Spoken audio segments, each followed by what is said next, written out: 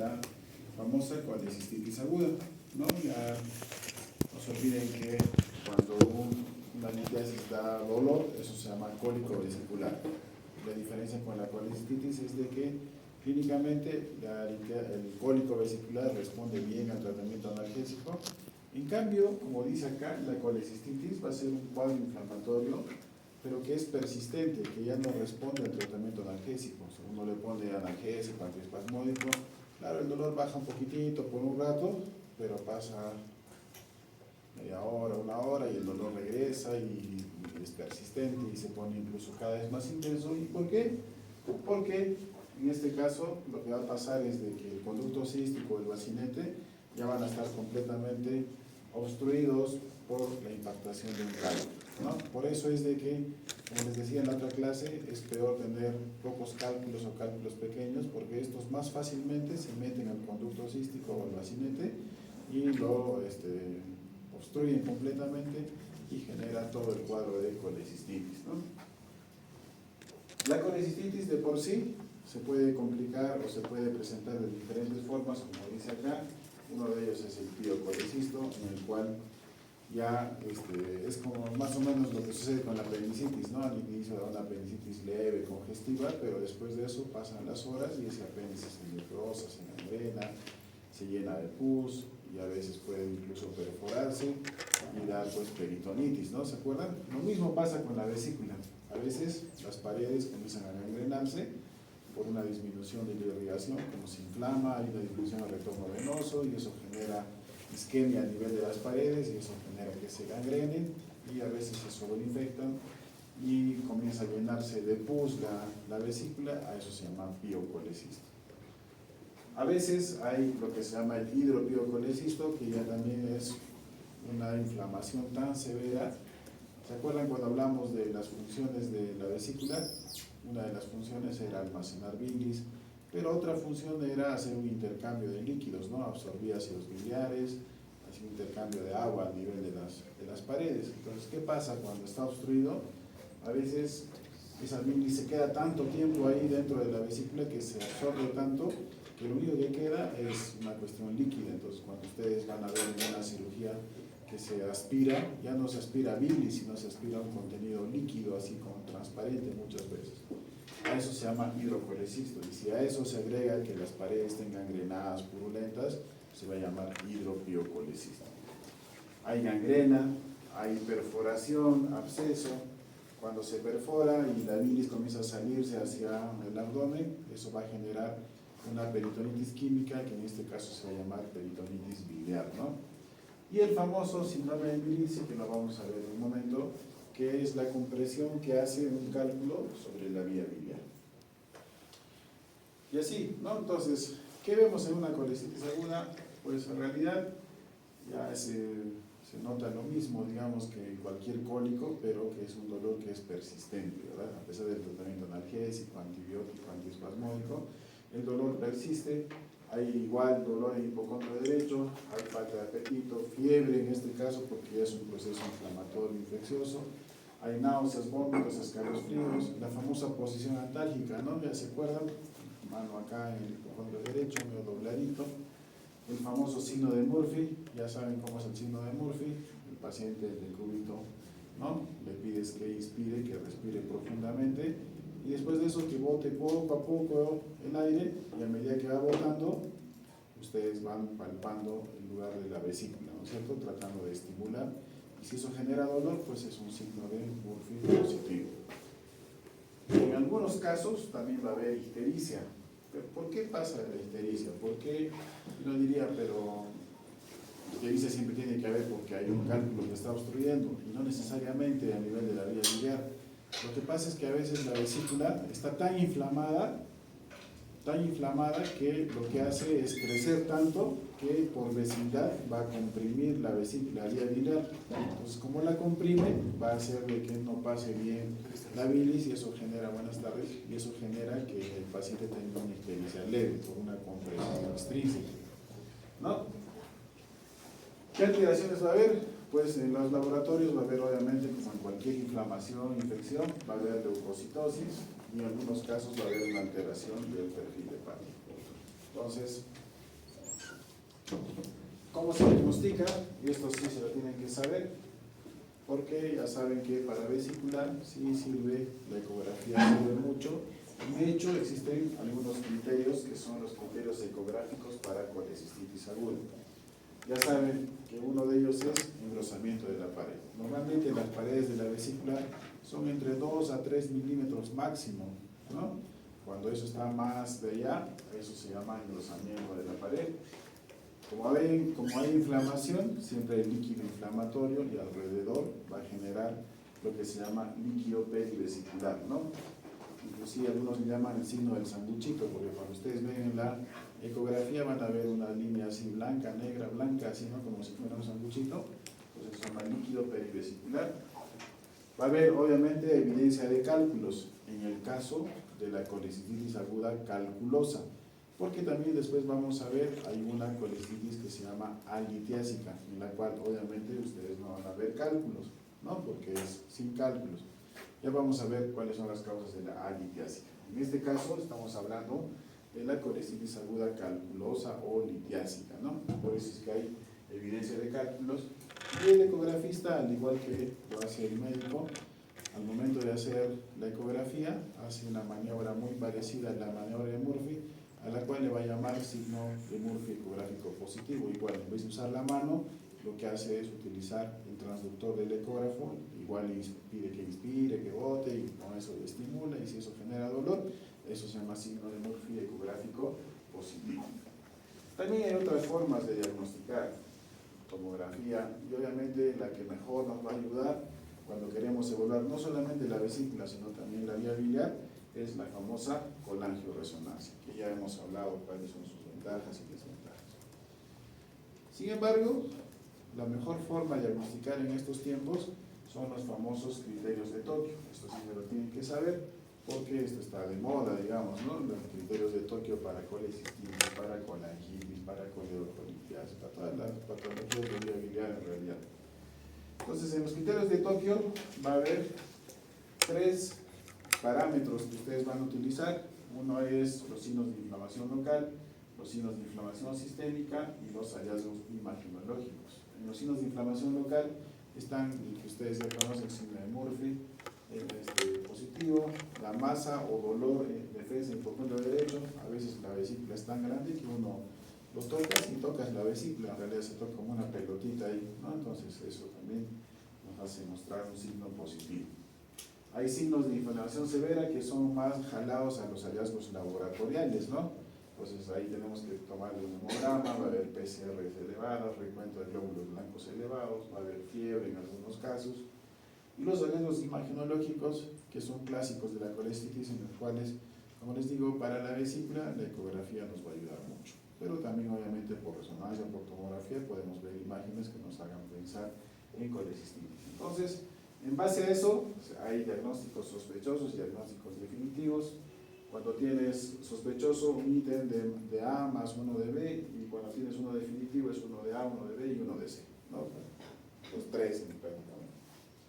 Y en base a eso se hace un criterio de severidad de Tokio, se llama, en el cual va a haber pues diferentes grados para la colecistitis. Va a haber grados 1 de una colecistitis leve, grado 2 de una moderada y un grado 3 de una severa, ¿no?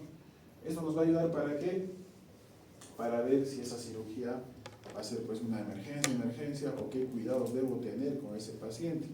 Algunos pacientes podrán requerir incluso cuidados intensivos cuando uno tiene disfunciones severas y mucho más si son múltiples, ¿no? Entonces nos ayuda para dar un pronóstico en la colecistitis aguda, ¿ya? Esto es lo que les decía. ¿Se acuerdan? En la otra clase vimos una ecografía clásica del líquido vesicular en el cual la pared era delgadita, como si solamente apareciera esta blanquita de acá, ¿no? Pero como ustedes pueden ver acá hay líquido vesicular, de por sí la pared está más engrosada, se nota mucho más, y alrededor existe esa línea negrita que les decía, como si fuera un sanguchito, ¿no? Que es el líquido inflamatorio que se ve. A eso se llama líquido perivesicular, ¿no? Alrededor de la vesícula hay igualmente el cálculo que tiene sombra acústica posterior, y eso es una imagen clásica de colecistitis aguda. hay que hacer en el caso de las colecistitis? Pues ya saben, el cólico vesicular le podemos dar tratamiento analgésico, de hecho va a responder, y de hecho ese paciente se podría ir para que se prepare y haga una cirugía programada. En cambio, las colecistitis agudas necesitan tratamiento quirúrgico. No de emergencia, no es ese paciente, ¿se acuerdan cuando hablamos de cirugías de urgencia absoluta, urgencia relativa? Las absolutas eran emergencias propiamente dichas, ¿no? Un paciente acuchillado, uno atropellado, uno que está tripa afuera, qué sé yo, ¿no? Ese paciente. En cambio, estos necesitan operarse dentro de estas horas, digamos, que vienen, pero nos da el tiempo como para poder preparar al paciente adecuadamente. Por eso es de que a ese paciente lo dejamos en observación, lo dejamos en NPO, porque ya sabemos que se va a operar, lo rehidratamos porque es un paciente que ha estado vomitando probablemente, no ha comido, está deshidratado. Iniciamos, como es un proceso de colecistitis en el cual ya hay inflamación, infección, iniciamos antibiótico. ¿Qué antibiótico vamos a utilizar? Las normas dicen, o la regla dice, comenzando, dependiendo de la severidad, comenzando desde simplemente cefazolina, 1 gramo cada 8 horas, hasta si tenemos una que ya está más complicada, con disfunción múltiple, etc. Entonces ahí sí asociamos cefazolina con clinda, con metronidazol, o cetreametro, o ciprometro, lo que ya sabemos más o menos en patología digestiva.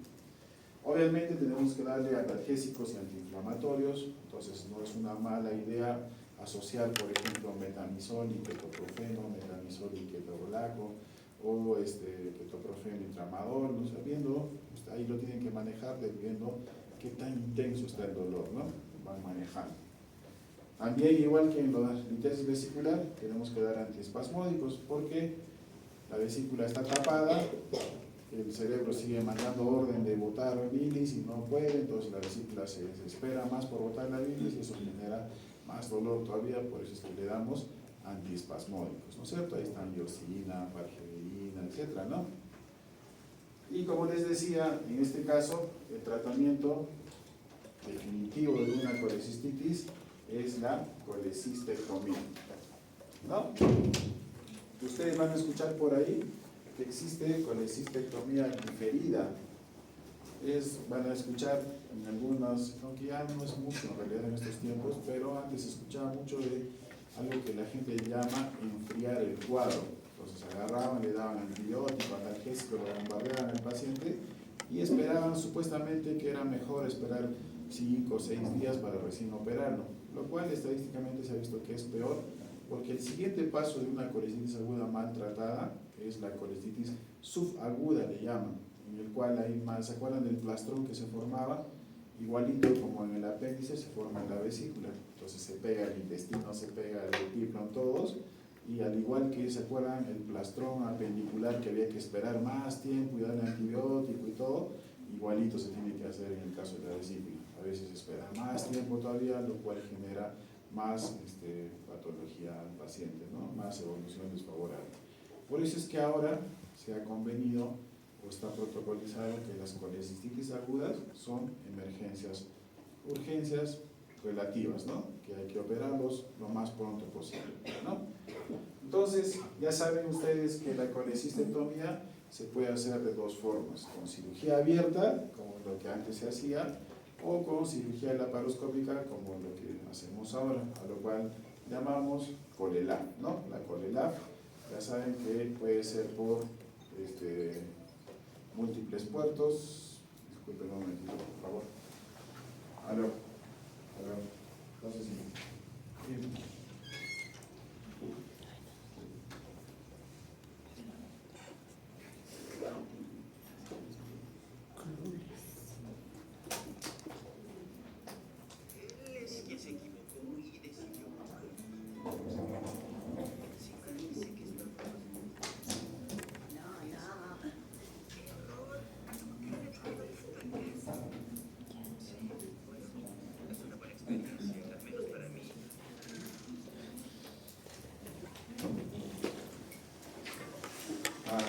Ya saben que la colecistectomía se puede hacer por incisiones múltiples, o por monopuerto, o por cirugía NOS, ¿no? Lo que sí deben acordarse es de que lo que más se hace normalmente es la colecistectomía con puertos múltiples. Algunos hacen con 4, otros con 3, dependiendo. Y lo que deben acordarse es la técnica americana y la técnica francesa, que siempre les van a preguntar, ¿no? ¿Cuál es francesa, cuál es americana? Ya saben, la francesa es la que tiene huequitos como en rombo, ¿no? Uno acá, otro acá y otro acá, ¿no? Como en rombo. La diferencia es de que en ese caso la cirugía consiste o es exactamente igual en realidad, lo que varía respecto a la americana, en la cual los cortes son todos hacia el lado derecho, ¿no es cierto? Uno acá, otro acá y otro acá, ¿no? Los que han rotado conmigo, la que hago yo es la americana, en la cual el cirujano se pone a la izquierda del paciente, el ayudante al costadito y opera, ¿no? En cambio la francesa es con el paciente con las piernas abiertas, en el cual el cirujano va a operar desde las piernas, digamos, ¿no? Se pone entre las piernas y opera por ahí, y el ayudante se pone al lado izquierdo, camareando, ¿no? Entonces, solamente para que ustedes se acuerden las dos técnicas que hay, la americana y la francesa. Un término que ustedes van a escuchar eventualmente, ya lo hablamos un poquito, es la famosa colecistostomía.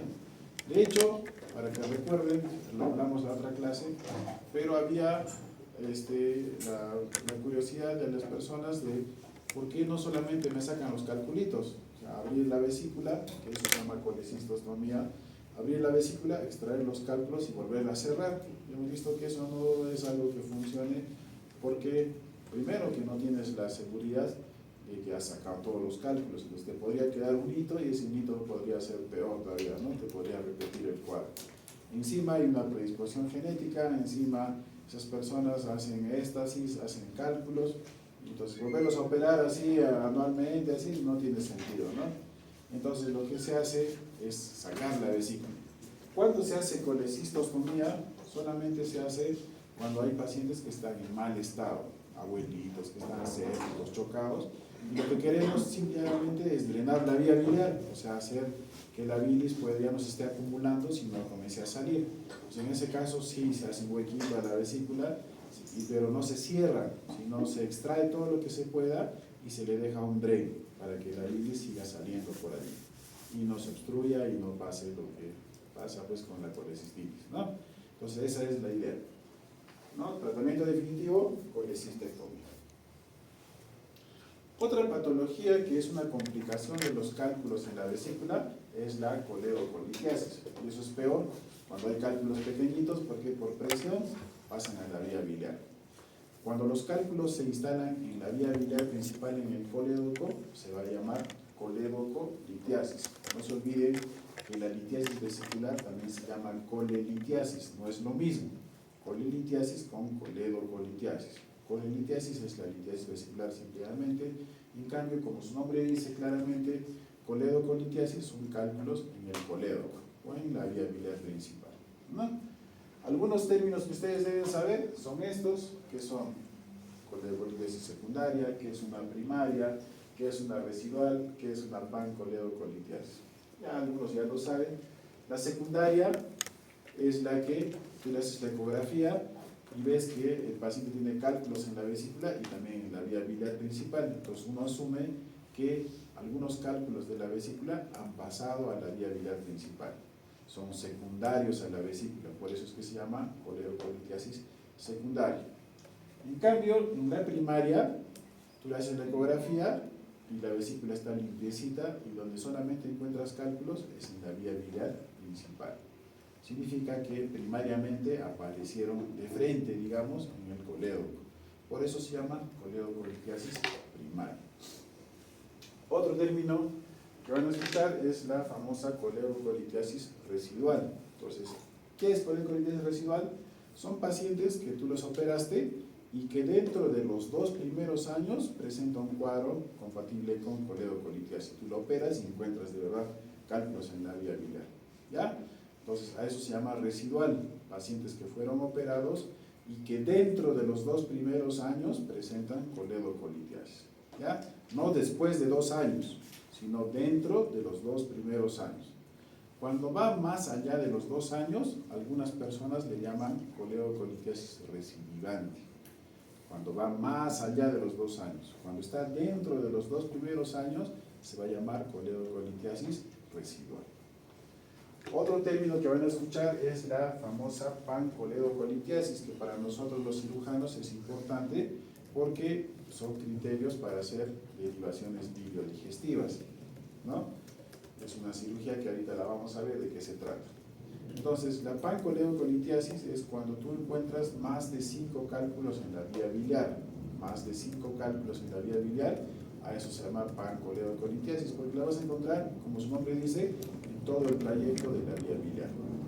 ¿Por qué se hacen derivaciones? Porque a veces tú sacas, no sé, 10 cálculos, pero no puedes estar seguro que eran 11 o 12, o tal vez más arriba en las vías biliares intrahepáticas había otros calculitos, que tú los limpias aparentemente, pero pasan las horas o los días y comienzan a bajar desde arriba.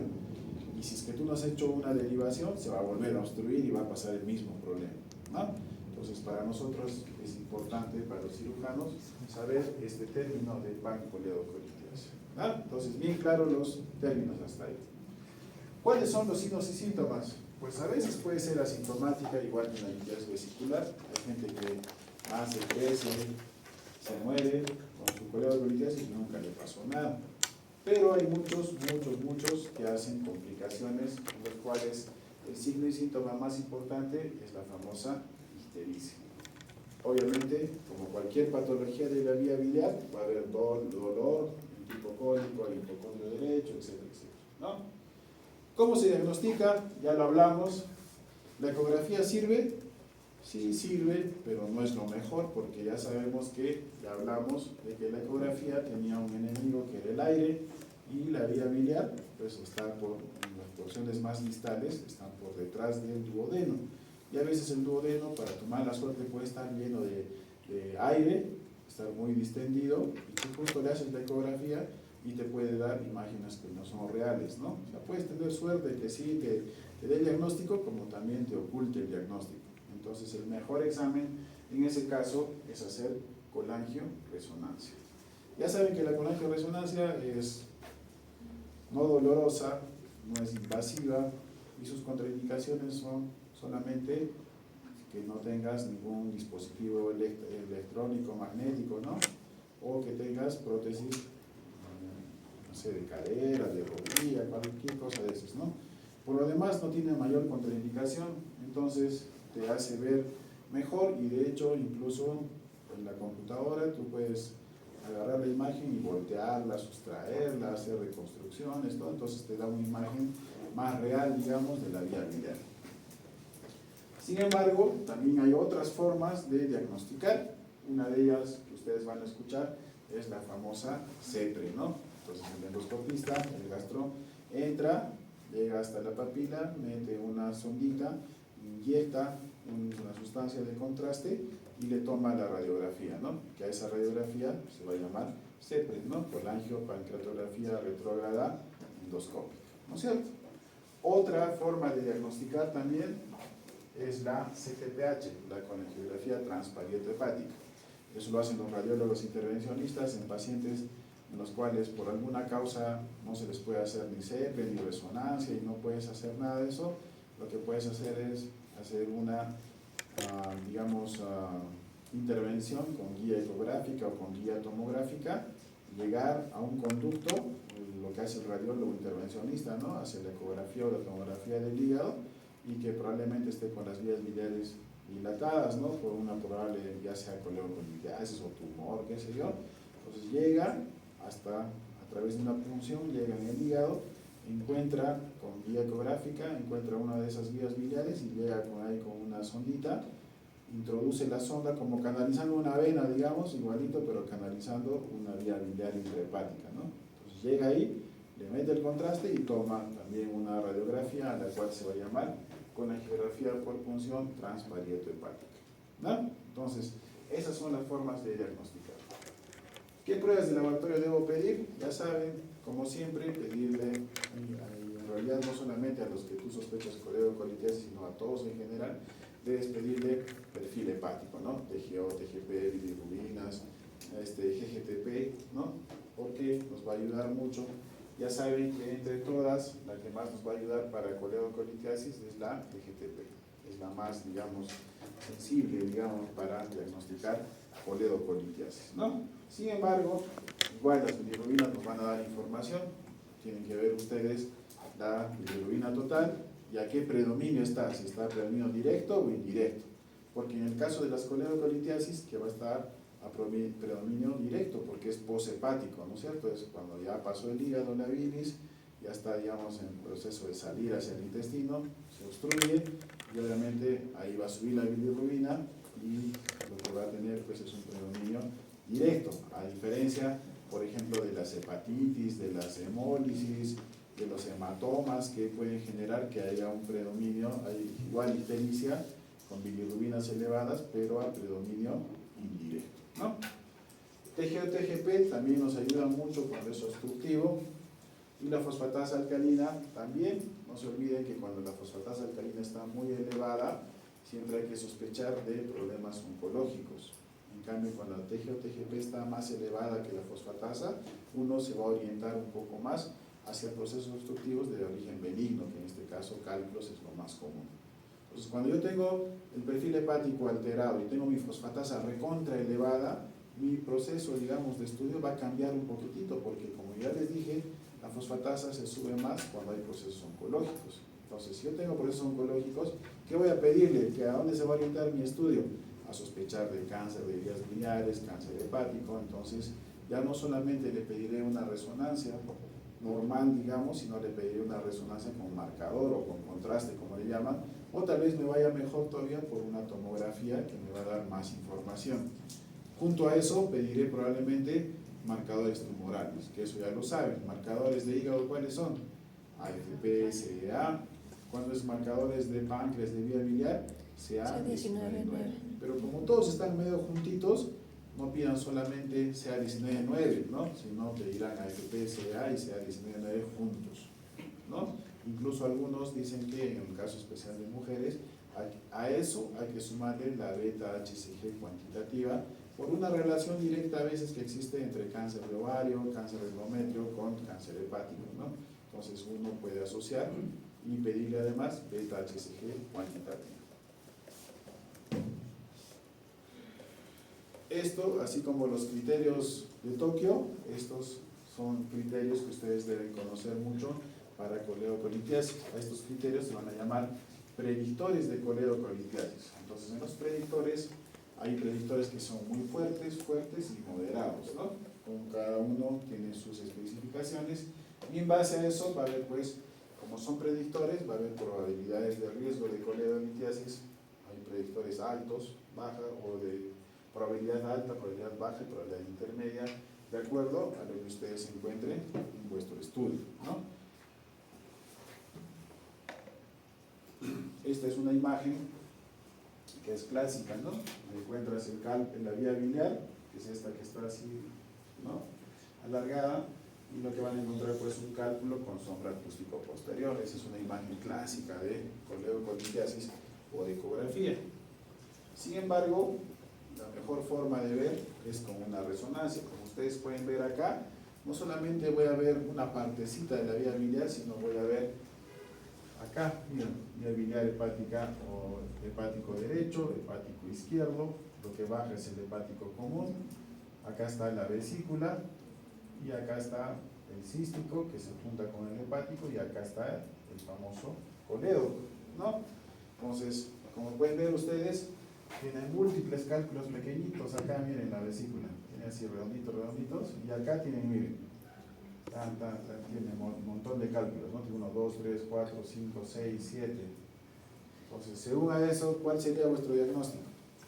Según a la primera, ¿qué le pondrían? A ver, ¿qué tipo de coledocolitiasis es? Una pancoledocolitiasis. ¿Primaria o secundaria? Secundaria, ¿no es cierto? Es fácil darle el diagnóstico más adecuado. Esta es la famosa colangioresonancia. Pero esto es otro examen que hemos visto, que es la famosa CEPRE. A la CEPRE la van a encontrar rapidito, al solo verla ya saben que es una CEPRE, cuando encuentran a esta cosa así gigante. ¿Qué es esto? La canastilla. ¿Qué creen que es? ¿Qué creen que es esa cosa como una culebra que está encima?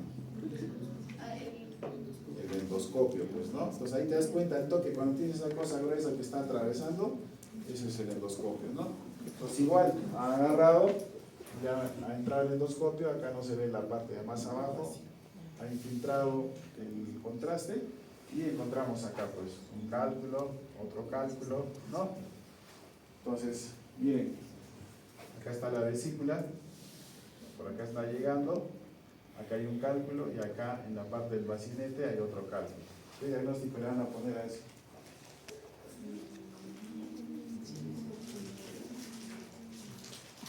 ¿Qué diagnóstico le pondrían? No hay más 5. Pero acá le pusieron pancoleocolitiasis secundaria y me olvidaba, más qué diagnóstico más tiene que ponerle. Si yo les pongo esta imagen en el examen, ¿qué diagnósticos le pondrían?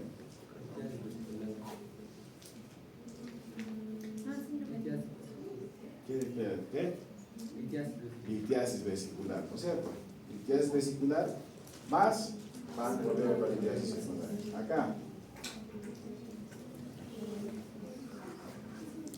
¿Qué le van a poner? Miren, esta es la vía biliar.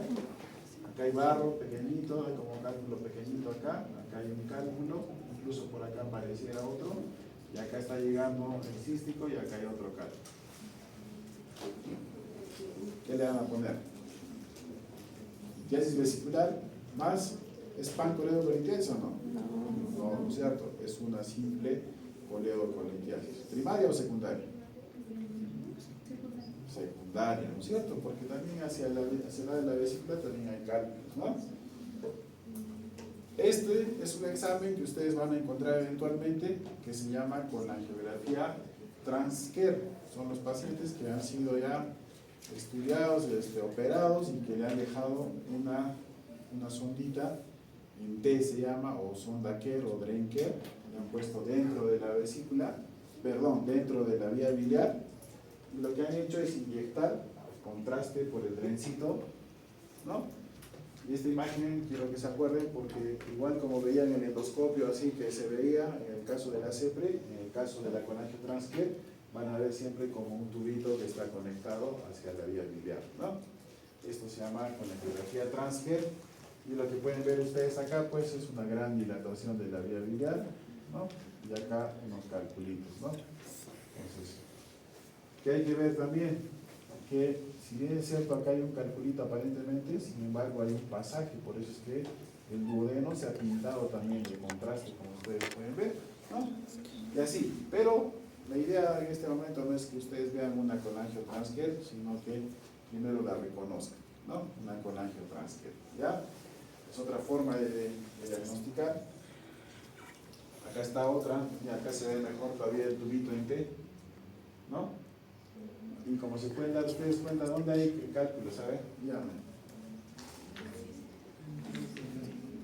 ¿Dónde?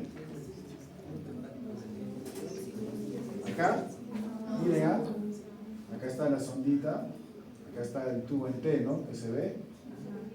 Y por acá ha pasado bien, el duodeno se ha marcado, pero el problema no es acá, no es arriba, miren.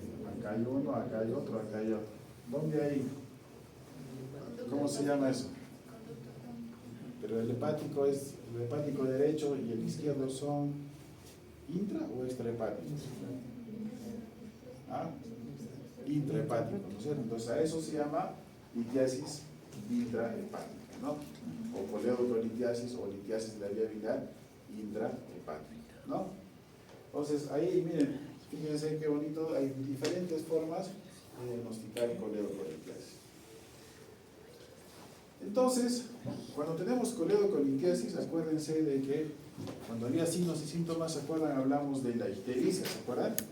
Pero la ictericia en realidad es parte de un síndrome que se llama síndrome ictérico. Entonces, si les preguntan qué es el síndrome ictérico, en realidad tiene varios signos y síntomas dentro del síndrome ictérico. Uno, obviamente, es ictericia, ¿no? El paciente se pone amarillito, bacán, todo chévere. ¿Qué más? Cuando tú te pones amarillo y se comienza a acumular la bilis se acumula en las mucosas, en las escleras, en la piel, y cuando se acumula tanto en la piel, se hacen como cristalitos que quedan en la piel, y entonces el paciente va a presentar prurito, ¿no? Entonces tú lo revisas al paciente y a la vista tiene lesiones de rascado, ¿no? Porque le incomoda mucho. Entonces, otro de los componentes del síndrome ictérico es prurito. Y es importante saber de la existencia del prurito, porque si yo tengo un paciente que está ictérico por X causas, no solamente por coledocolitiasis, sino puede ser por cáncer, que es lo más común, dentro de mi tratamiento debe estar darle antihistamínicos para que no le estés cosiendo, ¿no? Prurito es uno. La otra es de que el paciente te va a decir, como está obstruido, como la bilis no pasa, la bilis va a regresar hacia el hígado y del hígado se va a pasar a la sangre, y de la sangre, ¿por dónde se va a degradar? En vez de botarla a través del intestino, como normalmente debería ser, se va a ir por la sangre, va a llegar a los riñones, y a través de los riñones se va a comenzar a excretar los, digamos, excesos de bilirrubina. Entonces, ¿qué va a sentir el paciente? Va a sentir o te va a decir, doctora, ¿sabe qué? Mis orinas están así amarillas, intensas, como cargadas. A eso en términos médicos, ¿cómo se llama? Coluria, ¿no? Coluria, perfecto. Ese es el tercer, digamos, componente del síndrome ictérico. El paciente, como no pasa la bilis hacia el intestino, ¿qué va a decirte el paciente? Que su caquita es de color parda, ¿no? Te va a decir, no sé qué pasa, doctor, pero le he puesto amarillo, toda esa vaina, pero encima mi caca sale así como de color blanco, pardo, ¿no? ¿Cómo se llama eso? Acolia, ¿no? Entonces, coluria, acolia, prurito, ictericia probablemente dicha, son los componentes del famoso síndrome ictérico, ¿no? ¿Cuál es el tratamiento? Como ya habíamos hablado con muchos, hay dos formas de tratar los cálculos en la vía biliar. Una es a través de endoscopía, tratamiento endoscópico de la coledocolitiasis, y la otra es a través de un tratamiento quirúrgico, ¿no? El endoscópico obviamente lo hacen los gastroenterólogos y todos le llamamos a ese procedimiento como CEPRE, pero lo que ustedes han visto hace un momento es que CEPRE solamente es la radiografía, más no todo el tratamiento. ¿Cómo se llama el tratamiento? ¿O qué hace el gastroenterólogo? Entra con el endoscopio, llega a la papila, corta la papila. A ese procedimiento de cortar y ampliar la papila se llama papilotomía endoscópica. Una vez que ha hecho la papilotomía endoscópica, ¿qué hace? Mete algunas sondas o instrumentos que tiene. A eso se llama exploración endoscópica de la vía biliar. Entonces, ¿qué hace? Mete, por ejemplo, canastillas, ¿no? La famosa o la más famosa de todas es la canastilla de Dormia, que es como una canastita. Uno entra, dispara, digamos, la canastilla se abre y el cálculo que está ahí lo atrapa y comienza a jalar, ¿no? Y así varias veces, mete, saca, mete, saca, mete, saca. A eso se llama exploración endoscópica de la vía biliar. Y cuando él cree que ya todo está limpio, que todo está chévere, a continuación mete nuevamente una sondita donde ya recién inyecta el contraste y toma la famosa CEPRE, ¿no? La colangiografía endoscópica, ¿no? Colangiopancreatografía retrógrada endoscópica, ¿no? Entonces, como se dan cuenta, no solamente el tratamiento de los cálculos es la CEPRE, aunque todos le decimos hágale CEPRE, pero en realidad no es pues hágale solamente CEPRE, sino es una cosa mucho más compleja. Como ustedes han escuchado, lo que tiene que hacer es papilotomía, ¿no? ¿Cuál es la complicación de la papilotomía?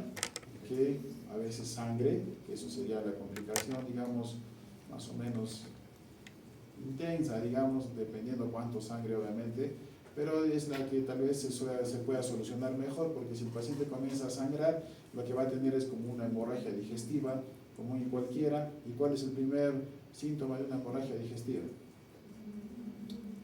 ¿Qué va a tener el paciente cuando tiene esa hemorragia digestiva? ¿De qué se va a quejar? Si sangra así más o menos, poquito, está sangrando, ¿de qué se chocará ese paciente? No se va a chocar ese paciente. ¿Pero qué va a presentar al día siguiente? Así? Ese es ¿qué? Melena, ¿no es cierto? Entonces, doctor, me han hecho endoscopía y no sé, de la nada he comenzado a tener así, mira, mi caca está negra como brea, o sea, no es así oscurito, ¿no? Es negro como brea. Y encima, ¿huele rico o es horrible? Apesta terriblemente, ¿no es cierto? La sangre digerida apesta. Entonces te dicen, no, mi caca está negra y apesta un montón, ¿qué me ha pasado? Entonces uno le hace tacto rectal, chequeas, heces negras, mielina.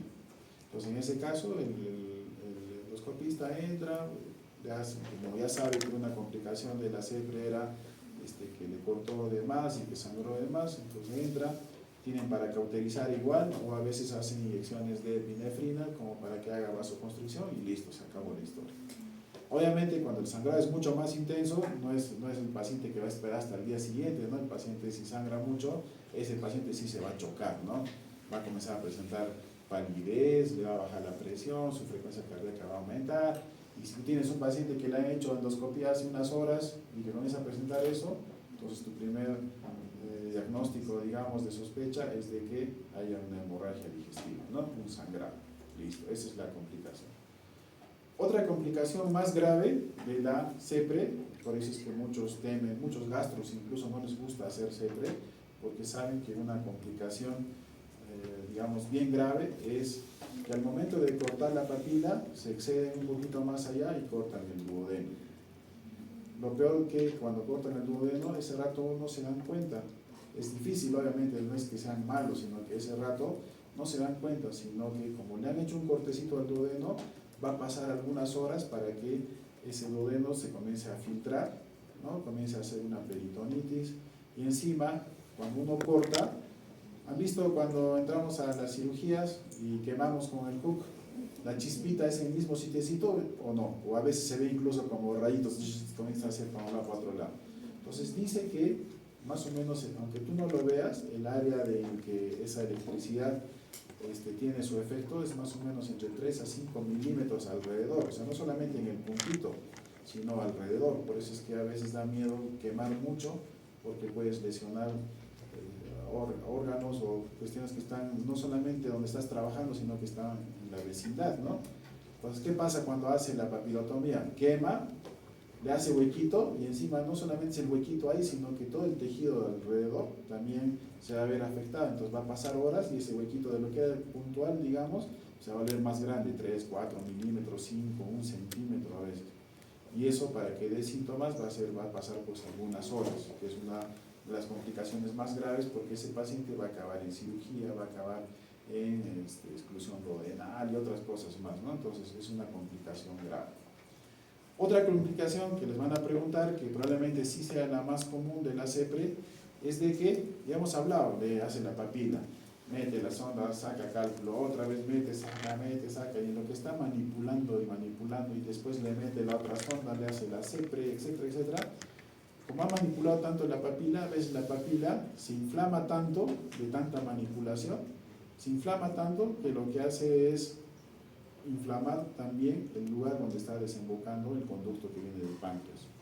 Y como lo inflama, lo tapa y causa la famosa pancreatitis por sepre, ¿no? Entonces siempre, como habíamos hablado con algunos, siempre es una buena idea que a un paciente que le hacen endoscopía y sepre, siempre es una buena idea que a las 24 a 48 horas, a la mínima sospecha de dolor, de incomodidad, siempre pedirle amilasa y lipasa para diagnosticar pancreatitis por sepre, ¿no? Entonces, esa es una forma de tratar la coledocolitiasis. La otra forma, que es la que nosotros hacemos, es hacer pues cirugía. La cirugía, al igual que la litiasis vesicular, puede ser con cirugía abierta o con cirugía laparoscópica. En realidad también la cirugía abierta está pasando ya a la antigüedad, digamos, y lo que hacemos casi siempre es hacer cirugía laparoscópica de la vía biliar. ¿Qué hay que hacer? Exactamente lo mismo. Sacar la vesícula, porque obviamente ese es el problema, pero después de sacar la vesícula, lo que hacemos es un cortecito a la vía biliar que se llama coledocotomía, ¿no? Cortar el colédoco, hacerle un ojalito, en otras palabras, una ventanita, ¿no? Y a través de esa ventanita lo que hacemos es exactamente lo mismo que lo que hace el gastroenterólogo, explorar la vía biliar. Entonces metemos pinzas, metemos canastillas igual, Dormia, Fogarty, lo que haya, y encima nosotros tenemos una ventaja, que el gastroenterólogo mete el endoscopio y para ver si hay algo en la vía biliar, lo que hace es la sepre, ¿no es cierto? Casi como a ciegas, digamos.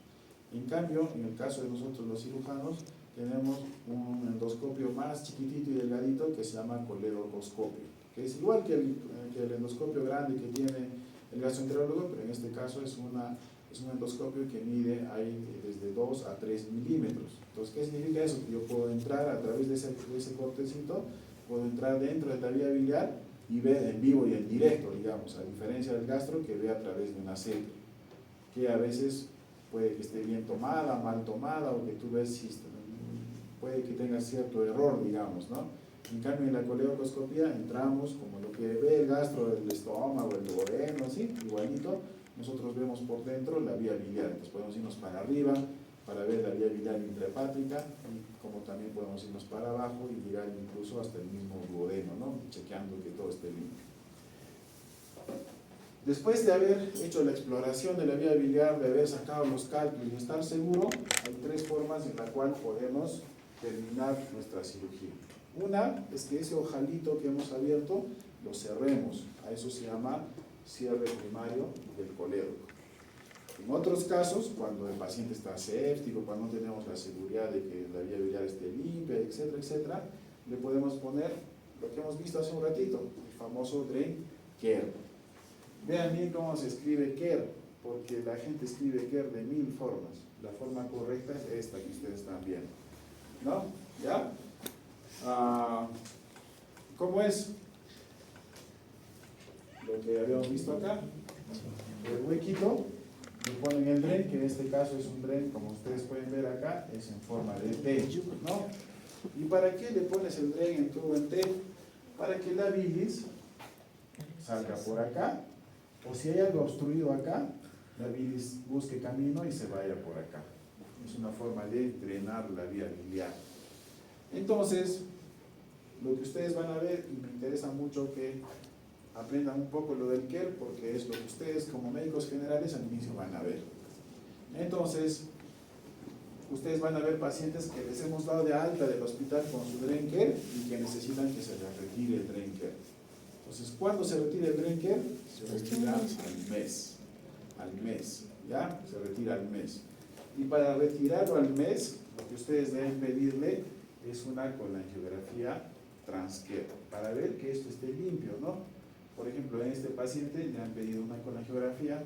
Probablemente este paciente no esté ictérico, ¿verdad? ¿Por qué? Porque está pasando la bilis, todo acá, pero tiene problemas ahí, que son los cálculos, ¿no? A pesar de que tiene el care, a pesar de que lo han operado, aparentemente le habían limpiado la vía biliar, pero como se dan cuenta ustedes, había cálculos arriba, que tarde o temprano van a ir bajando, ¿no? Entonces probablemente este paciente necesite que le hagan otro procedimiento, ¿no? Otra cirugía. Pero el detalle es de que ustedes comprendan de que si les llega a ustedes un paciente con drain care, el drain care se retira al mes de la cirugía. Y siempre previamente hay que pedir una colangiografía transcare, ¿ya? Otra forma de solucionar en los pacientes en los cuales, por ejemplo, en este paciente que ustedes están viendo que tiene cálculos en la vía biliar, lo que corresponde en ese caso es hacerle una derivación. Derivación, en este caso se va a llamar derivación biliodigestiva. Entonces, ¿para qué se le hace la derivación? Porque hay que hacerle un buen huequito al colédoco y un buen huequito al intestino y juntarlo. Por eso se llama hacer una anastomosis entre la vía biliar y el intestino. ¿Para qué? Para que ese cálculo, si es que cae, esos que han visto ustedes, por ejemplo, se pase al intestino de frente, porque la papila es chiquitita, ¿no? Ustedes cuando han visto la endoscopía, cuando han rotado gastro, la papila incluso es difícil de encontrar y apenas se ve como un puntito chiquitito por donde está saliendo bilis. La papila mide pues un par de milímetros máximo. En cambio, los que hemos visto, los que han visto hacer una derivación biliodigestiva, es una derivación que tiene como una boquita de más o menos 1 centímetro a centímetro y medio, otro tanto en el intestino, entonces te queda una buena boca, digamos, para que cualquier cálculo que se pudiera formar o que estaría quedando ahí, se pase de frente al intestino y luego lo defeques sin darte cuenta incluso, ¿no es cierto? Porque se va a destrozar y no va a pasar nada. Entonces, a eso se llaman derivaciones biliodigestivas, que hay de 2 tipos.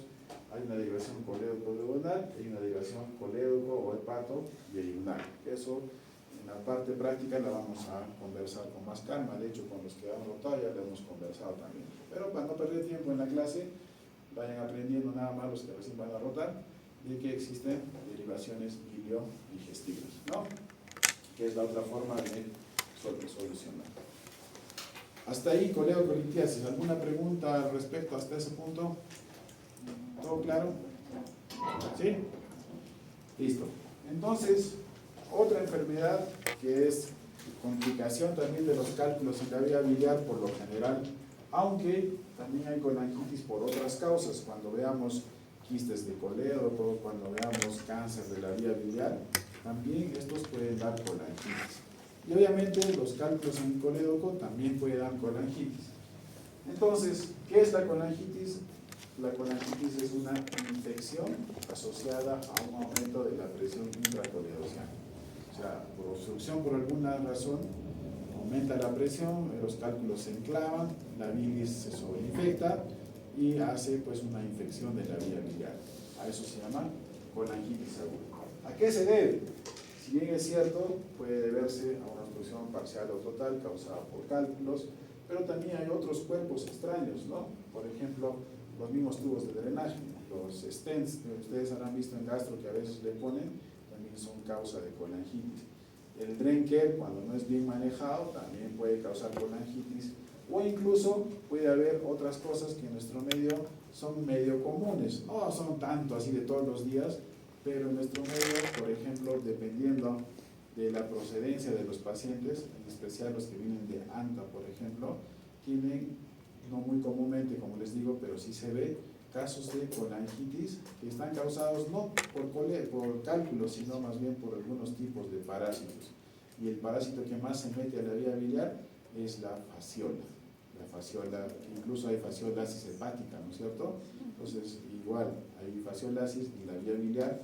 Y otro que se mete es el famoso Ascaris, ¿no? El Ascaris lumbricoides también se mete y lo que hace es causar dolor intenso porque ¿por qué duele los Ascaris en el abdomen? ¿Que se mueve? No. ¿Qué es lo que hace doler el Ascaris? Su escolio. Nada, tampoco. Cuando hay muchos por ahí. Tampoco. Cuando hay muchos, así un montón, hacen obstrucción intestinal. Puede pasar, eso lo hemos visto en la obstrucción, ¿no?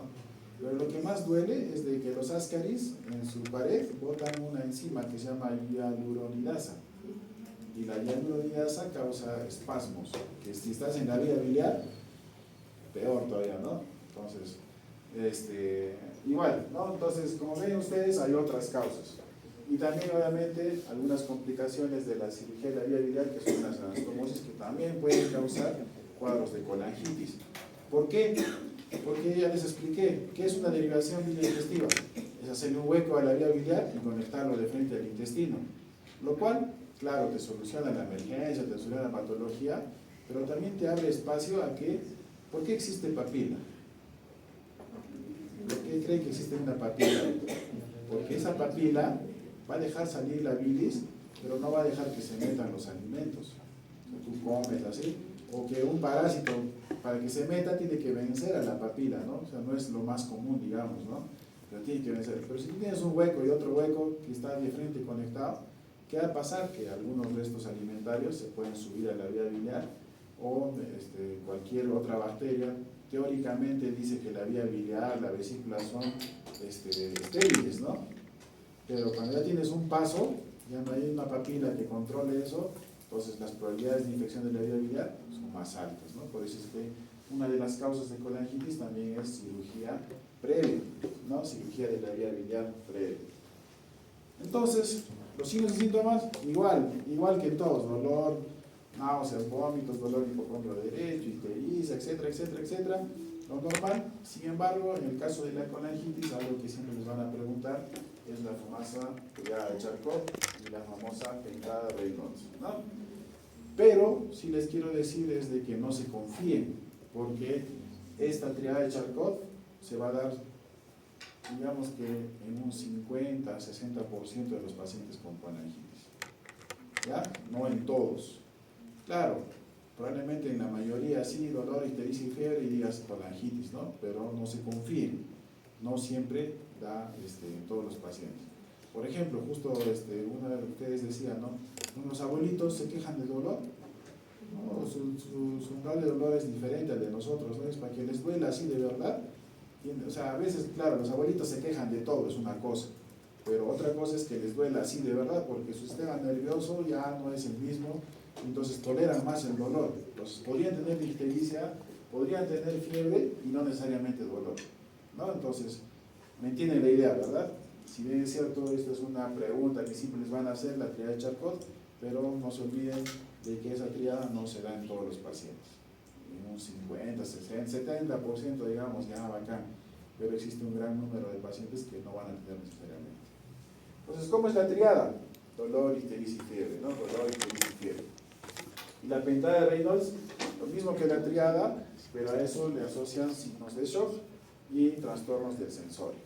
Entonces, si tienes a 5, significa que es una colangitis aguda ya complicada, probablemente el paciente esté en sepsis o esté en shock séptico, que es lo más probable, y por eso es que ya tenga pues signos de shock y tenga un paciente que tenga dolor, ictericia, fiebre, esté chocado y encima esté así obnubilado, hablando tonterías, ¿no? Entonces ya, toque, te das cuenta que es una colangitis, ¿no? Con pentada de Reynolds. Igual que para la colecistitis, existen criterios de Tokio para colangitis aguda, igual tiene sus 3 manifestaciones clínicas, exámenes de laboratorio y hallazgos de imagen, ¿no? Entonces, cada uno tiene sus componentes y lo que se hace pues es el diagnóstico definitivo con triada de Charcot más 2, 3, 4, ¿no? O 2 o más puntos de A más todos los puntos de B y C, ¿no? Entonces hay formas de catalogar a la colangitis aguda. ¿Cuál es el tratamiento de la colangitis? En realidad es fácil, como es una infección severa de la vía biliar. Si ustedes leen los libros, en realidad el protocolo dice que hay que darle imipenem o meropenem, en especial meropenem, que es el que más funciona. Sin embargo, en el Perú nos ha ido muy bien asociando ciprofloxacino con metronidazol. Entonces va bien. Lo ideal es que ustedes le den meropenem, es cierto, eso sería lo ideal, pero muchas veces en los centros de salud, en los puestos, no hay meropenem, pues es un manejo hospitalario. Entonces, iniciarle antibiótico con cipro y metro es una buena idea, ¿ya? A este paciente pues hay que rehidratarlo, hay que ponerle buen analgésico. Puedes hacer tratamiento endoscópico porque la idea es liberar la vía biliar, porque la vía biliar está llena de pus, está con cálculos, entonces puedes hacerle tratamiento endoscópico como para la coleocolitiasis, o si quieres le haces cirugía, que es hacerle coleocotomía, exploración de vía biliar, y en este caso sí tendré que ponerle un drain care, ¿no? Ya saben ustedes cuándo se requiere el care y todo eso. Otra patología que ustedes van a encontrar, ya poco a poco se va complicando un poquito más, son las famosas fístulas biliares. ¿Qué es una fístula? Es una comunicación anormal entre dos epitelios, ¿no? Entonces, por ejemplo, puede haber fístulas biliobiliares, puede haber fístulas entre la vesícula y el duodeno, que se van a llamar colecistoduodenales, colecistocolónicas entre la vesícula y el colon, porque el colon transverso está ahí nomás, ¿se acuerdan? Debajito de la vesícula está el colon. O puede haber fístulas colecistogástricas, ¿no? O a veces la combinación de todas esas que van a llamarse fístulas mixtas. Entonces, dentro de eso, el más conocido es el famoso síndrome de Mirizi. Y de hecho, esto se lo tienen que saber sí o sí, como es la clasificación de Mirizi, que había una clasificación, si ustedes buscan, en los libros decía hasta Mirizi 4, después hay una Mirizi modificada hasta 5, y hay una modificada por Chendes, que es un cirujano chileno famoso, y es una nueva clasificación donde pone el 5A y el 5B, donde se refiere pues a fístulas con algunas complicaciones más, para que entiendan. Esta es la clasificación de Mirizi. Como se dan cuenta, hay pues los tipos, ¿no? 5 tipos. El tipo 1, si ustedes lo ven un poquito más acá, no sé si se pueden ver, ¿sí, no? No se pueden ver. Si ustedes ven acá, la vesícula está acá, pero tiene cístico. Chiquitito, pero tiene, ¿se dan cuenta? ¿Y qué está haciendo? Simplemente que la vesícula está ocupada por lo general por un cálculo grande, pero está haciendo lo que se llama compresión extrínseca. Entonces, Mirizi 1 solamente es compresión extrínseca. ¿Qué voy a hacer en la cirugía? ¿Qué creen que voy a hacer? Sacando la vesícula se soluciona todo el problema. Tengo cístico, claro, va a ser difícil de encontrar, así en dibujo parece bonito, pero en la vida real cuando operas un milici es bien complicadito. Pero la idea es de que poco a poco, sufriendo, encuentres el cístico, lo ligues ahí y saques la vesícula y listo, se acabó la historia. Pero como ustedes pueden ver,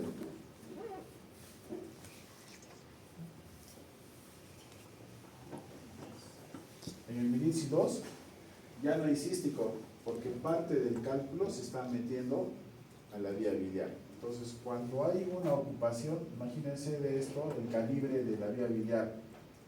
Cuando está ocupado una tercera parte de la vía biliar, se llama milici tipo 2. Cuando es 2/3 partes de la vía biliar, o sea que hay un poquito de pasaje todavía, se llama milici 3. Y cuando ya está ocupado toda la vía biliar, se llama milici 4. ¿Ya? Cuando ya existe, y esto es lo que le aumentó Chendes, es cuando hay estas comunicaciones que son anormales. Como ustedes pueden ver acá, por ejemplo, esta comunicación entre la vesícula y el duodeno. Ha hecho, ¿cómo se llamaría esta fístula? Fístula colecisto-duodenal, ¿no? Entonces, a eso se llama milici 5. Acá hay otro milici, ¿no es cierto? Si se dan cuenta, ¿qué milici es este que está acá arriba? Digamos que un 2, 3, ¿no? Incluso 3, 4 tal vez podría ser, ¿no? De acuerdo a la figura. Pues acá hay como 2 milicis, ¿no es cierto? Este de acá, que está acá arriba, y este otro que es la fístula, ¿no? Entonces, si les mostraran una colangio con una imagen como esta, vuestro diagnóstico va a ser milici 4 más milici 3, digamos, ¿no? O perdón, milici, claro, 4 más milici 3, digamos, ¿no? Sin embargo, a veces estas fístulas, que son las del tipo 4, se van a convertir o se van a complicar con signos de obstrucción. Como ustedes pueden ver, la vesícula hizo una comunicación entre la vesícula y el duodeno. Y a veces ese cálculo tan grandazo se pasa al duodeno. Y si ustedes recuerdan por anatomía, la primera porción del duodeno, después en la segunda, pasando hacia la tercera, es donde se quiebra el duodeno y se llama rodilla duodenal, pues como la rodilla, pues, ¿no? Entonces en esa partecita se vuelve más flaquita y a veces el cálculo grande que se pasó a la vía biliar se queda obstruido en la rodilla duodenal, entre la segunda y tercera porción del duodeno. A eso se va a llamar síndrome de Bouveret. Síndrome de Bouveret. Cuando el cálculo se ha impactado en el bulbo o rodilla duodenal. ¿Ya? A eso se llama síndrome de Bouveret. Y como ustedes vieron, había un milici que era el B, cuando ya había signos de obstrucción, en el cual se va a llamar iliobiliar. ¿Se acuerdan que hicimos en la obstrucción intestinal, hablamos de obstrucción también causada por iliobiliar? Entonces este es el iliobiliar. Miren, acá se ha hecho la comunicación, el cálculo se pasó. Felizmente no se quedó ahí en el duodeno, sino pasó todo el intestino, pero llegó hasta la válvula ileocecal y ahí se impactaba. Entonces, cuando la oclusión está debida a un cálculo que se impacta en la válvula ileocecal, se va a llamar iliobiliar. Cuando es en el duodeno, síndrome de Bouveret. ¿Ya? Acuérdense eso, síndrome de Bouveret, iliobiliar. Los dos son obstrucciones, ¿no es cierto? Los dos son obstrucciones. ¿Pero tendrán los mismos síntomas? No, porque el otro, el Bouveret, se va a comportar casi como un pilórico. ¿Qué significa eso? ¿Se acuerdan cuando hablamos de oclusión? Había oclusiones que tenían signos muy precoces, ¿no es cierto? Si yo tengo una oclusión acá en el esófago, como vomito, ¿no es cierto? No voy a poder ni pasar mis alimentos. Igual, acá en el duodeno o en el estómago, cuando hay síndrome pilórico, ¿qué pasa? Que el paciente come, pasa una media hora y vomita. ¿Pero qué tipo de vómito tiene? ¿De comida así digerida o restos alimentarios? Restos, ¿no es cierto? Comida así masticada, todo, la vomitas, ¿no? Entonces, lo mismo sucede en el síndrome de Bouveret, porque está casi ahí nomás como si fuera un pilórico. En cambio, este que está acá, ¿ustedes creen que en el Bouveret se hincha el estómago o el abdomen haya una distensión evidente? No, no es cierto, porque el problema va a ser acá en el estómago, nada más hinchará esta partecita de acá, tendré vómitos precoces, pero no voy a tener todo el abdomen distendido. En cambio acá, ¿ustedes creen que tenga el abdomen distendido?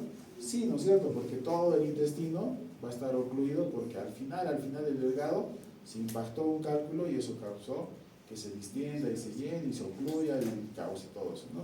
Entonces el paciente que no va a vomitar en las primeras horas, sino pasará unas horas para que poco a poco, de una forma más progresiva, comience a distenderse y distenderse hasta acabar en vómitos, ¿verdad? ¿Cuál es el tratamiento? En ambos hay que hacer ya sea cirugía abierta o cirugía laparoscópica, y en ambos lo que hay que hacer es, ya sea en el duodeno o ya sea a nivel de la válvula, hacer lo que se llama una enterotomía, o sea, hacer un huequito al intestino, abrirlo, sacar el cálculo y volver a cerrar el intestino, ¿no? Entonces, lo que hay que hacer es una extirpación quirúrgica de ese cálculo a nivel del duodeno o a nivel de la válvula ileocecal. Saliendo un poco de lo que es litiasis vesicular, ya habíamos hablado de la colecistitis aguda alitiásica, que es la colecistitis que está dada igual con los mismos signos, síntomas, pero en este caso que no está causada por cálculos, por eso se llama alitiásica, o sea, sin cálculos, ¿no? Entonces, la colecistitis es una inflamación en ausencia de cálculos.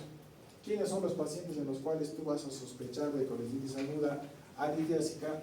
Los pacientes con ayuno prolongado, los pacientes que están inmóviles, que están postrados. Entonces, ¿quiénes son esos pacientes por lo general? Los que están en UCI, los que están, no sé, parapléjicos, hemipléjicos, que están botados en su cama, ¿no? Listo. Los pacientes que no comen. ¿Se acuerdan?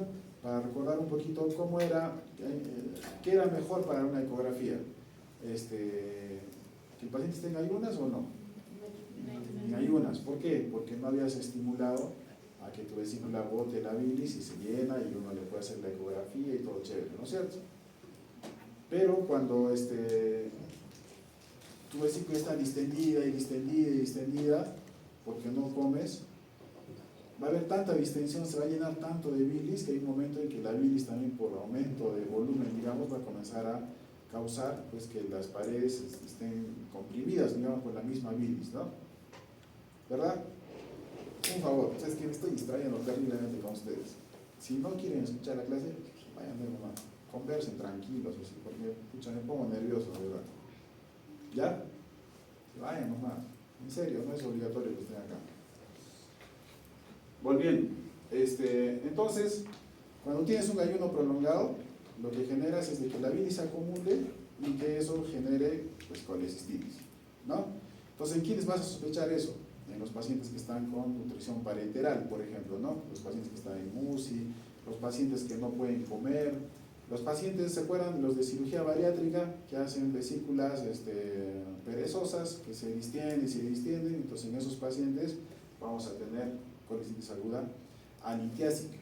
Sin embargo, pregunta siempre de examen es ¿qué patología infecciosa está asociada a colecistitis aguda alitiásica? Y la respuesta es salmonelosis, ¿ya? Entonces en nuestro medio eso es un poco más común, entonces, ¿no es cierto? Tifoidea es una enfermedad que es también muy común.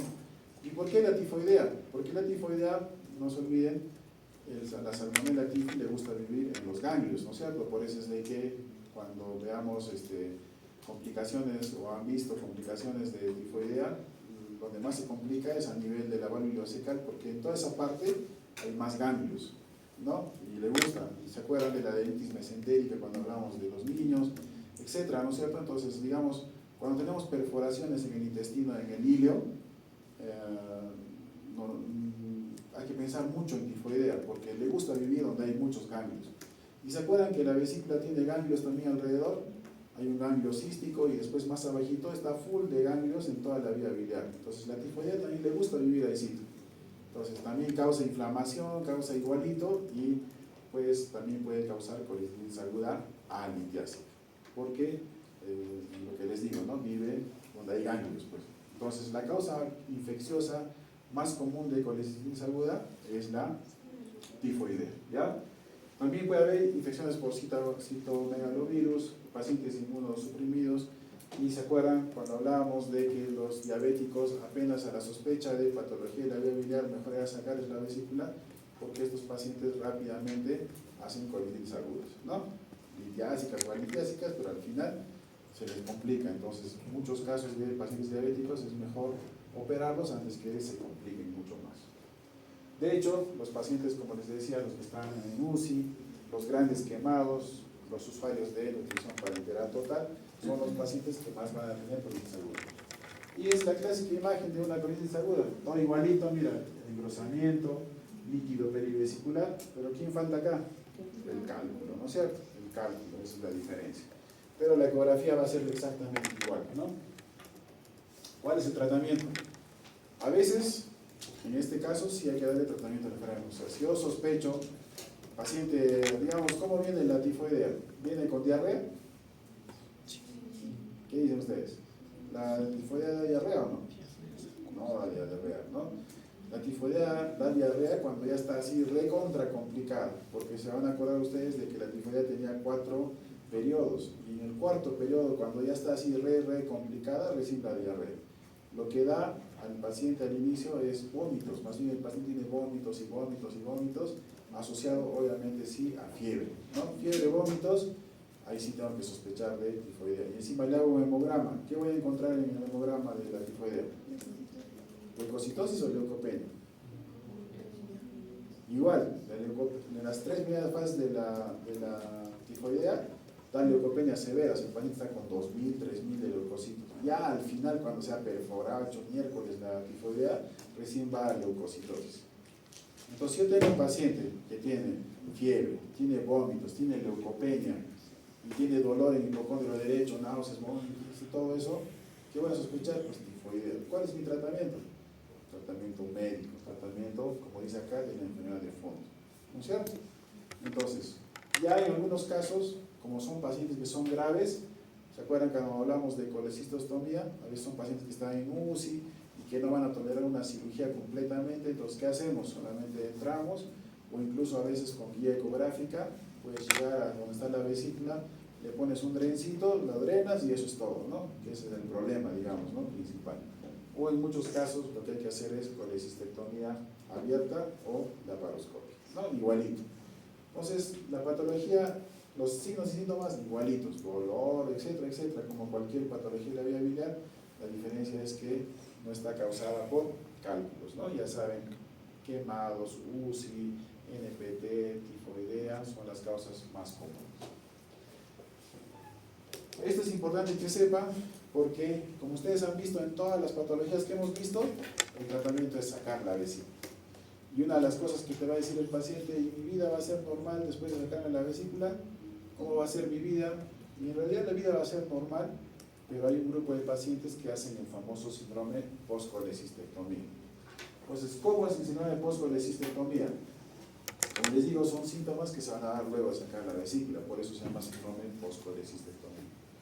¿Y cuáles son los signos y síntomas que te va a causar o te va a quejar el paciente? Una es de que la comida le cae mal, y es obvio porque no está digiriendo bien al inicio, porque la bilis se está bloqueando, sale cuando no debería salir y cuando necesitas más bien no sale porque se acabó, y así está en ese proceso, digamos, ¿no? Entonces al inicio va a haber dispepsia. En un momento, como sale bilis, el intestino, el duodeno no está acostumbrado a esas cantidades de bilis y comienza a funcionar, ¿no? Y mucho más en las horas posteriores a la cirugía, que no funciona bien, que hacen el famoso ilio postoperatorio, ¿se acuerdan? Entonces gran parte de esa bilis que sale va a regresar hacia el estómago, y el estómago que no está preparado va a ser lo que llamamos una gastritis alcalina, porque hay un aumento del reflujo y eso va a generar pues la gastritis propiamente dicha. Pero a diferencia de la otra gastritis, que era gastritis de tipo ácida, ¿no es cierto? ¿Qué le dabas en una gastritis ácida? Le dabas omeprazol, ranitidina, hidróxido de aluminio, que era para vencer, digamos, esa acidez. Pero en este caso es acidez, el problema no es acidez, es gastritis alcalina. Entonces, ¿qué le voy a dar? Le voy a dar un protector de barrera, no le voy a dar omeprazol ni nada de eso porque eso va a empeorar. Lo que le voy a dar es un protector de barrera, que es pues sucalfato, magaltrato, y además, como está habiendo reflujo, ¿qué tengo que hacer? Darle algo que bote para abajo, ¿no es cierto? Que lo mande para abajo la bilis. Entonces, ¿qué es eso? Un proquinético. Un proquinético. ¿Qué proquinéticos hay? Hay varias clases en realidad, ¿no? Hay desde los prokinéticos, no sé, lo más conocido, metoclopramida, levosulfirida, cisaprida, mosaprida, etcétera, etcétera, ¿no? Y por ahí les van a preguntar, en algún examen entró, ¿cuál es el antibiótico que es prokinético? ¿Qué antibióticos se utilizan en UCI que es prokinético? Si no me equivoco, hay 4 clases de prokinéticos y en la clase 4 está este antibiótico. ¿Qué antibiótico? Acuérdense bien, eritromicina. Eritromicina, ¿ya? Esa es una pregunta que alguna vez he visto en algún examen, eritromicina. Entonces, ¿cuál es el antibiótico? Eritromicina. Lo que pasa es que en los protocolos dice eritromicina endovenosa, se le da 125 miligramos cada 8 horas endovenoso, pero en nuestro Perú no hay endovenoso. Entonces han hecho estudios y le están dando, o le han dado, o se ha protocolizado darles eritromicina 250 miligramos cada 8 horas por vía oral. El mejor, esa es otra pregunta, este justamente es el mejor gastroquinético. O sea, digamos, se utiliza mucho en cirugía bariátrica. Cuando el estómago lo has operado, se queda así medio quieto. Y el mejor estimulante para que el estómago comience a funcionar y moverse un poquitito es justamente este prokinético que es la eritromicina, ¿ya? Entonces, puede haber eso. Pero la otra es de que el paciente venga con síntomas de intestino irritable. O sea, ¿qué te va a decir el paciente? No sé, doctor, pero desde que me han operado, como diarrea, como diarrea, como diarrea. Ya no soporto ya porque ya tengo miedo a comer porque me da diarrea. Y es entendible, ¿por qué? Porque la bilis pasa rápidamente, llega al intestino grueso, y el intestino grueso que no está acostumbrado a esas cantidades de bilis se irrita y da una colitis, ¿no? Y por eso es de que cualquier cosa que llega, diarrea, si todo el intestino está irritado por eso. Entonces, ¿cuál es el tratamiento para eso? Pues es hacer que estimulemos lo menos posible a que se produzca bilis. Entonces, ¿qué tipo de comida no le voy a dar?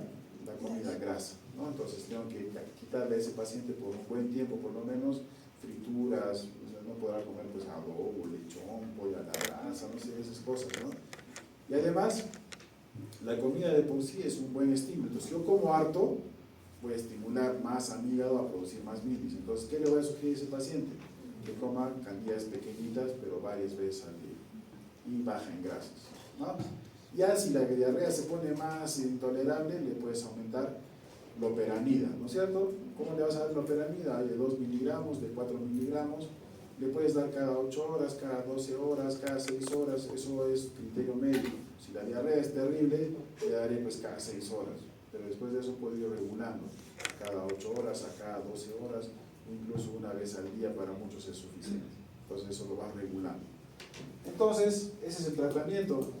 Otro tratamiento del intestino irritable, como el intestino se mueve mucho porque la bilis lo está irritando, lo que tienes que darle también es antiespasmódicos. O sea, por ejemplo, asociada a la loperamida, le puedes dar iosina en tabletitas, ¿no? Le das iosina para que el intestino no se esté moviendo mucho y no esté pues con diarrea, ¿no? Entonces, este es el famoso síndrome post-colecistectomía. ¿Sí tienen? Sí. Doctor, una consulta. De lo que yo había leído es que el síndrome de post-colecistectomía, como se nos dice que es muy necesario, pero la retirada total de la vesícula. Pero yo leí que también otra causa sería la persistencia de los cálculos, pero que habían caído por la resección y dentro del peritoneal. ¿Dentro de dónde? El peritoneal como tal. Entonces, Ahora te entiendo que al momento de sacar la vesícula, ajá, se han caído algunos calculitos y eso genera... el síndrome de post-colecistectomía. ¿Es esa la relación o es...? Nunca lo había leído. No te podría decir que sí o que no, pero nunca he leído. ¿Qué pasa cuando se caen los cálculos? Lo que más da cuando se caen los cálculos es como, primero, que se ha descrito casos de abscesos. Ahí están los calculitos, se caen y alrededor se forman pequeños abscesitos. Y cualquier inflamación irrita el intestino que está al lado. Entonces, el intestino que está irritado podría causar lo que tú dices. O sea, podría entender lo que me estás diciendo porque ha hecho abscesos pequeñitos. Pero esa situación es rara en realidad. ¿Se acuerdan cuando hablamos al inicio, por ejemplo, de rasurar? ¿Ya? ¿Por qué rasuraban antes? Primero porque fastidiaban, ¿no es cierto? Y además cuando tú cortabas, algunos pelitos, en lo que estabas manipulando, tú los sin querer los arrancabas y se metían dentro de la herida. Y entonces la gente decía, no, se va a infectar porque es un pelo, porque se está metiendo ahí, es como un cuerpo extraño. Y después se hicieron muchos estudios y se vio que el cuerpo no reacciona contra el cuerpo. Por eso es de que, por ejemplo, cuando hagan neurocirugía van a ver que hay pacientes que están con hipertensión endocraniana, le sacan la calota, un pedazo de hueso, y como está con hipertensión no lo pueden cerrar otra vez, lo tienen que dejar así para que el cerebro tenga espacio para que se pueda inflamar, digamos, pero no esté comprimido. Entonces agarran, sacan ese pedazo de hueso, le hacen un cortecito acá en la barriga y debajo de la piel lo meten y lo guardan, lo cosen y bacán. Y después cuando el paciente ya mejoró, abres, sacas el huesito y te lo vuelves a poner acá, porque el cuerpo no reacciona contra el cuerpo. Igual es con los pelitos, y igual hay una teoría respecto a los cálculos, porque son nuestro propio cuerpo. Entonces la probabilidad de que hagan abscesos, la verdad está descrito, pero a mí, por ejemplo, alguna vez me habrán visto, ¿no? A veces estás sacando la vesícula, pum, y se caen varios cálculos, sacas lo máximo, pero a veces quedan restitos y dices, déjalo ahí, ¿no? Y la verdad es que nunca, en todos estos años, nunca he visto un absceso residual por cálculos. Está descrito, es cierto, pero son bien raros. Entonces podría entender lo que tú me estás diciendo en el sentido de que esos abscesos que se caen, como está descrito que hagan abscesos, y cualquier cosa pequeñita que haya infección, inflamación, genera una irritación de los intestinos que están alrededor y podría causar lo que tú dices. Sinceramente nunca lo he leído así como lo que tú, pero hay que estudiarlo, ¿no? Hay que buscarlo. Sí, pero podría ser esta la explicación, digamos, ¿no? El detalle es de que ustedes van a ver mucho de esto al final. Al inicio, cuando sean médicos generales, van a ver mucho de síndrome post-colecistectomía, y entonces ahora ya saben explicar por qué pasa cada cosa, ¿no? Y qué hacer en cada caso, ¿no? Un error, como ustedes han visto, muy común es apenas duele, arde el estómago, omeprazol, de frente les dan, ¿no? Pero si tú preguntas, han sacado la vesícula y tengo ardor, ahí sí ya mi tratamiento va a cambiar, ¿no? No omeprazol, sino más bien protector de barrera y prokinético, ¿no? Y así. Bien. Hasta que pasen los síntomas. A veces hay gente que usa 2 semanas, 3 semanas, 1 mes, 2 meses. El magaldrato al final no tiene mucho problema al respecto, ¿no? Puedes utilizarlo por mucho tiempo. Meses incluso, ¿no? Por ejemplo, cuando ponemos balón gástrico, como el balón irrita el estómago y el balón dura 5 o 6 meses dentro del estómago, esos pacientes, por ejemplo, toman sucralfato. Sí. ¿Y qué es lo bueno del sucralfato? A diferencia del omeprazol y todo eso, es que no alteran el pH. Y cuando alteras el pH es el problema de intestino tóxico, otras cosas que ustedes ya saben por farmacología, ¿no? En cambio, el sucralfato no altera el pH, solamente lo que hace es proteger todas las paredes del estómago, ¿no? ¿Ya? Listo, entonces el examen a la próxima, ¿verdad? O una semana más. Listo. Nos vemos entonces a la próxima. Gracias.